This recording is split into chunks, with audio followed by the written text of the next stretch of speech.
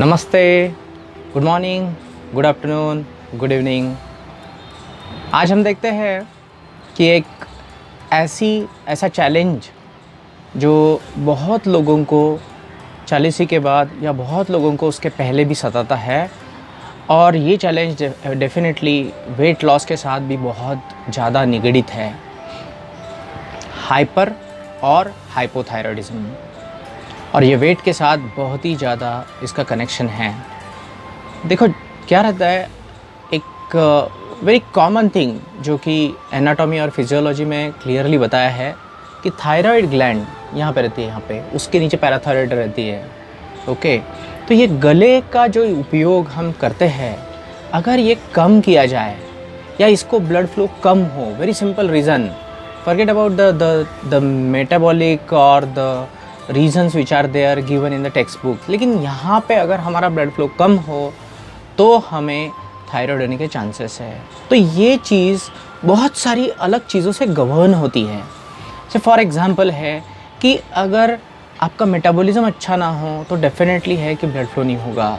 अगर आप दिन भर नीचे मुंडी करके बैठे हुए हो तो डेफिनेटली है कि नहीं होगा।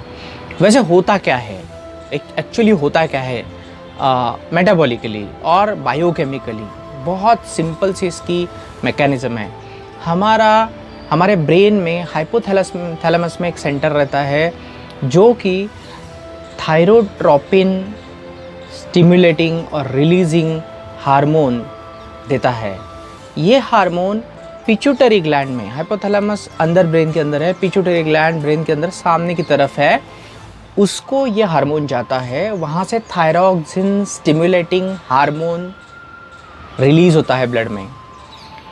ये थायरॉक्सिन स्टिमुलेटिंग हार्मोन रिलीज़ होने के बाद में हमारा थायराइड ग्लैंड पे आता है और वहाँ पे T3 T4 जिसको बोलते हैं थायरॉक्सिन 3 थायरॉक्सिन 4 जो बोलते हैं, वो रिलीज़ होता है। और ये T3 T4 पूरे ब्लड में जाके ये मेटाबॉलिज्म कंट्रोल करता है, ग्रोथ कंट्रोल करता है, नेल्स कंट्रोल करता है, इवन द बोन्स का ब्रिटिलिटी कंट्रोल करता है, बहुत सारे फैक्टर्स ये कंट्रोल करता है। ये T3 क्या है, जिसमें ऐसा मॉलिक्यूल है जिसमें ये दो बेंजीन रिंग्स है वगैरह, इसका डिटेल्स में तो, लेकिन 3 आयोडीन है इसलिए T3 बोलते हैं, 4 आयोडीन उसमें मॉलिक्यूल है, एटम है, इसलिए T4 बोलते हैं। तो T3 T4 का लेवल जाना जाता है कि इसको थायराइड है या नहीं है। अगर ये बहुत ज़्यादा है, ज़रूरत से ज़्यादा है, और उसमें जो थायरॉक्सिन मॉलिक्यूल बन रहा है वो नॉर्मल नहीं है, तो उसको हाइपरथायरॉयडिज्म होता है। अगर ये कम होता है तो हाइपोथायरॉयडिज्म होता है। ओके, लेकिन ये दोनों जब डिस्टर्ब हो जाते हैं तो डेफिनेटली हमारा पिट्यूटरी ग्लैंड और हमारा हाइपोथैलेमस सेंस करता है ब्लड के थायरॉक्सिन कॉन्सेंट्रेशन को, T3 और T4 को, और उसके हिसाब से थायरोट्रोपिन रिलीजिंग हार्मोन या थायरॉक्सिन स्टिमुलेटिंग हार्मोन रिलीज होते हैं ब्लड में। तो ये फीडबैक मैकेनिज़्म है। अपनी बॉडी में बहुत सारे ऐसे फीडबैक मैकेनिज़्म रखे गए हैं और इसके ऊपर में पूरा बॉडी बैलेंस होता है। जितने भी 72 डिफरेंट हार्मोन्स और डिफरेंट जो हमारे प्रोटीन्स आते हैं या स्टीरॉइड्स आते हैं, वो एक में के ऊपर बड़े ही डिपेंडेंट है। तो इसीलिए जिसको थायराइड होता है, मे बी मोस्टली देखना उसको इधर गले में थोड़ी बहुत एबनॉर्मेलिटी होगी, या उसका जो लोअर हिस्सा है वो थोड़ा बड़ा रहेगा, या उसमें प्रॉब्लम्स उसमें क्रिएट होंगे, क्योंकि इसका डायरेक्ट इफेक्ट डाइजेशन पे है। अब ये होता क्यों है? स्ट्रेस, कोई ऑटो इम्यून डिसीज़ है आपको, या कोई सेलेनियम डिफिशिएंसी हो गई हो, या बी कॉम्प्लेक्स डिफिशिएंसी हो गई हो, या इवन आयरन डिफिशिएंसी होगा, iodine deficiency is the main reason. लेकिन इसके ये भी रीज़न्स है कि आपके जो गले को अल्टीमेटली जो न्यूट्रिएंट्स चाहिए थे वो थायराइड ग्लैंड को प्रोवाइड नहीं किए गए हैं।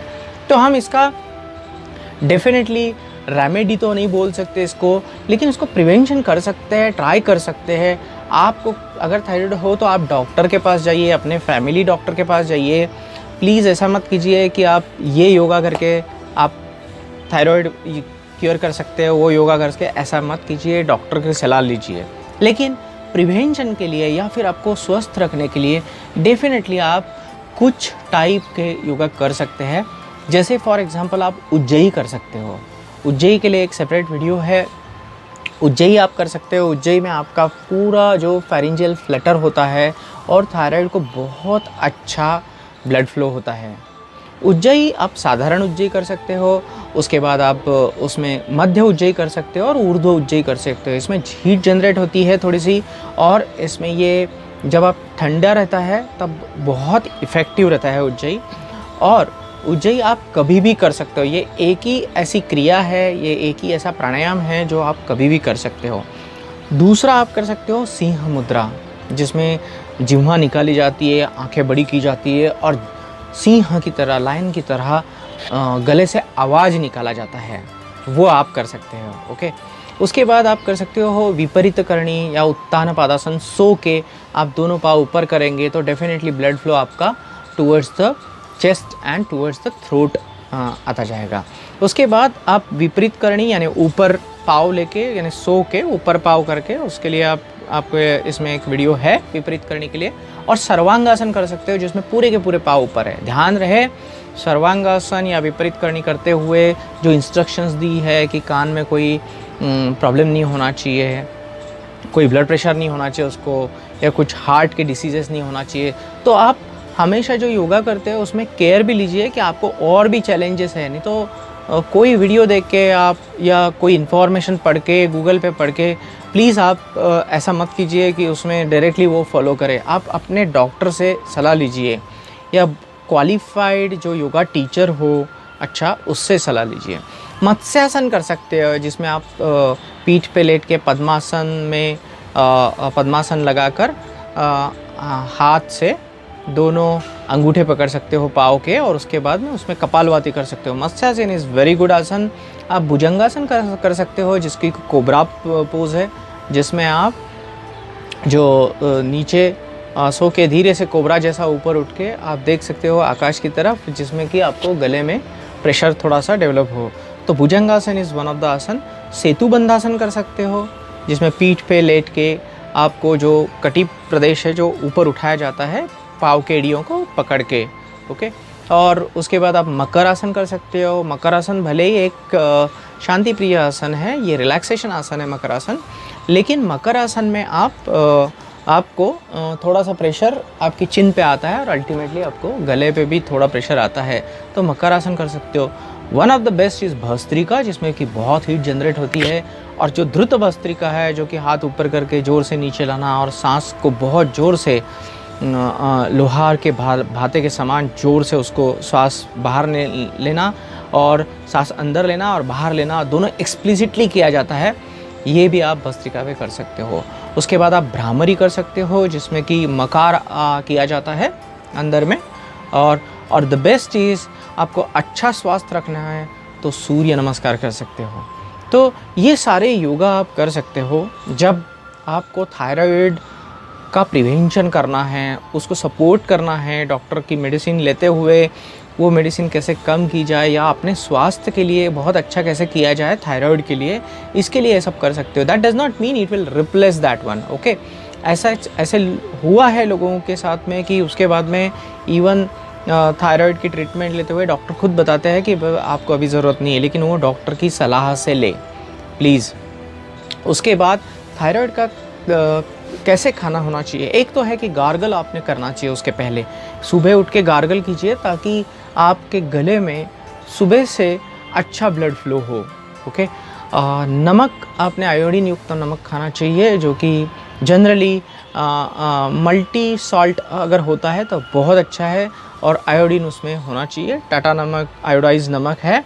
Tata who is the biggest social entity in the whole world, आप टाटा नमक यूज़ कीजिए। ओके, आपको ज़्यादा से ज़्यादा फ्रूट्स और फ्रूट जूस यूज़ करने चाहिए इसमें, थायराइड में ज़्यादा से ज़्यादा फ्रूट और फ्रूट जूस।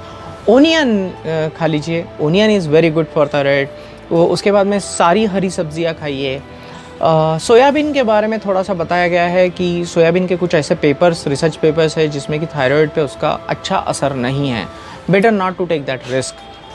अगर आपको सिलेनियम बढ़ाना है तो डेफिनेटली वॉलनट्स है या ड्राई फ्रूट्स है, फिग है, ये सब जो ड्राई फ्रूट्स है ये आप डेली खाइए, लेकिन ध्यान रहे कि रेजिन्स बहुत ज़्यादा मत खाइए क्योंकि शुगर बढ़ सकता है। क्योंकि आपको थायराइड में थोड़ा वेट लॉस करने की ज़रूरत है अगर आपका वेट हाई है। जनरली हाइपरथायराइडी में जो है कभी कभार अगर जाइजेंटिज्म हो गया तो आदमी के बोन्स बढ़ जाते हैं, लेकिन ये भी होता है कि आदमी स्लिम भी होता है बहुत ज़्यादा हाइपरथायराइडिज्म। हाइपोथायराइडिज्म में थायराइड कम होता है इसलिए थोड़ा वेट ज़्यादा हो जाता है, ओके, और आदमी डिप्रेस हो जाता है। कभी कभार हेयर को ड्राइनेस आ जाता है और डिप्रेशन में मूड स्विंग्स होते हैं। हाइपरथायराइडिज्म में आपको इरिटेशन होता है, उसके बाद में ब्रिटलनेस आता है, नेल्स में ब्रिटलनेस आ जाता है। तो ये सब सिम्टम जो है हाइपरथायराइडिज्म और हाइपोथायराइडिज्म के होते हैं। इसके लिए जब आपके फूड में जिंजर हो तो बहुत अच्छा है, थायराइड के लिए जिंजर खाना चाहिए। उसके बाद आपको जो फ्रूट्स में है फिग खाना चाहिए, राइट। सारे फ्रूट्स खाओ थायराइड में। आपको जो फ्रूट शुगर बढ़ाते हैं जैसे सपोटा है या फिर द्राक्ष है, ग्रेप्स है, ये सब थोड़े कंट्रोल करने चाहिए। चिक्कू है, कंट्रोल करनी चाहिए। लेकिन डेफिनेटली है कि आयरन आपके अंदर में जाना चाहिए।